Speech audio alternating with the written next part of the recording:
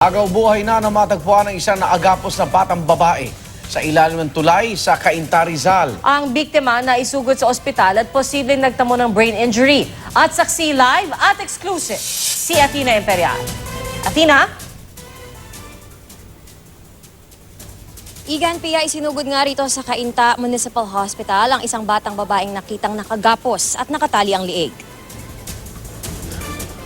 Bugbog, sarado at duguan ng 9 na taong gulang na batang babaeng yan nang itakbo ng mga rescuer sa Cainta Municipal Hospital pasado 1:00 ng hapon kanina. Ang bata natagpuan ng isang lalaki sa ilalim ng Ortigas Extension Bridge. Naghihingalo na. Nakatali po yung kamay sa yung leg.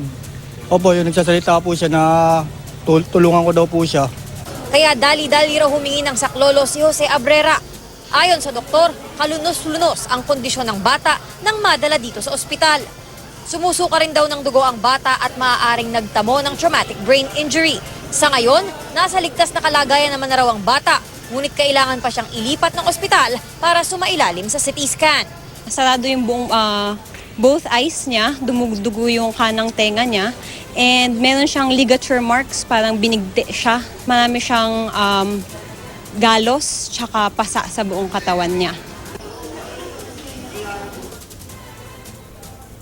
Samantala, tumanggi munang magbigay ng pahayag sa GMA News ang mga kamag-anak ng bata at ang pulisya kaugnay ng investigasyon dito sa kaso. At live mula rito sa Cainta, Rizal, ako si Athena Imperial, ang inyong saksi.